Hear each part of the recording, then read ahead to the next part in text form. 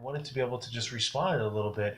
Number one, just appreciate the positivity that you're putting out there. And anyone that's listening to this, go and check her out on Instagram, Maria Humphreys, and you're going to find some just wonderful captions and videos and photos and just appreciating life. It definitely has this feel of the phrase "stop and smell the roses," and not to say that I think Maria is stopping and smelling the roses all the time, but I can tell that in her life she's taking time out of her day to make sure that she can appreciate what's going on in her life, right? So if there's a sunset, there's a sunrise, there's the silence of just nature, and let's say silence in parentheses, just because you can hear the birds chirping or the crickets. What are crickets creeping? Whatever they're. That's my impersonation, by the way, of a cricket. And so I think there's wonderful value that you can find by following her, listen to her content. So number one, just really appreciate you chiming in there on the last two columns there, Maria. And really, my overall theme in today's career progression is that is to trust your gut. And she kind of made reference of that it's okay to be asking for help, and it's good to also then be giving of help.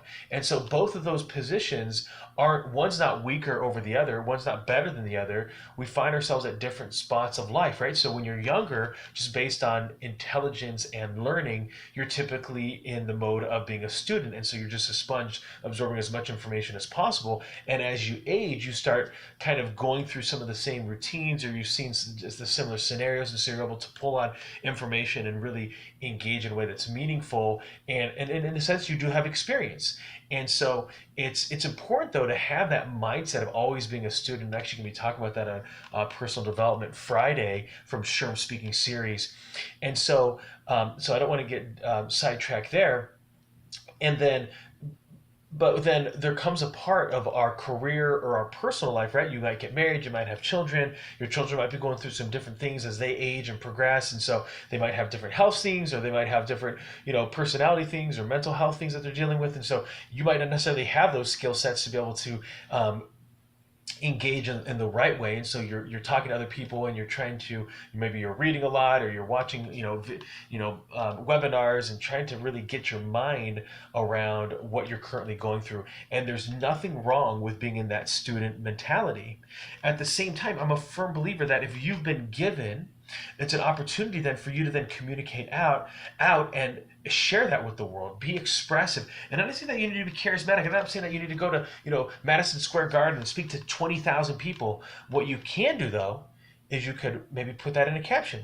Maybe you could write that. Maybe you could send that in an email to a friend of yours that that might be dealing with something. Although be careful of giving out unsolicited advice, because you want to make sure that they are open to that email.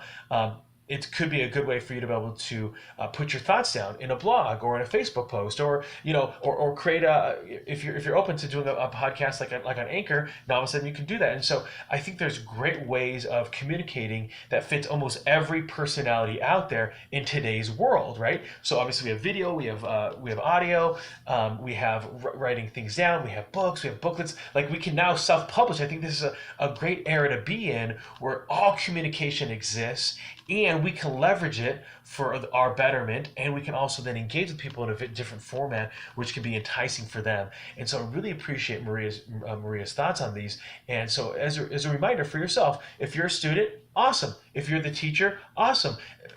You both come from a position of power and the opportunity to then absorb or to give back, and I think both of those are fantastic. Sherm's out. So I wanted to give you the context of, that's my call-in. I'd be able to engage with people, and then I want to be able to respond back and reiterate what we're talking about. And so wanted to kind of do this from a different angle. So this is I'm doing basically using two cell phones. One cell phone to do the Anchor, the other cell phone here to do the video. I have it on a kickstand, that's why it's kind of looking from this different angle. I'm trying to do something different than holding it up or propping it up, and so that way it's just that one angle towards me. Eventually we'll get a videography, kind of like Gary Vee has as a D-Rock, and then that way someone can basically showcase what's going on here. I think that would be really valuable to see that engagement, because there's a lot of engagement that I do that just can't be it can be scripted, but it can't be like, we can kind of talk about the generalities about it. There's a lot of things that I talk about that's very confidential with people's personal stuff. So that will never be shown in a YouTube, and nor will I, or if it is shown, it's basically looking through a window, and then you can see the engagement that way. So that way you can't hear any of the audio that's going on at the time. Trims out.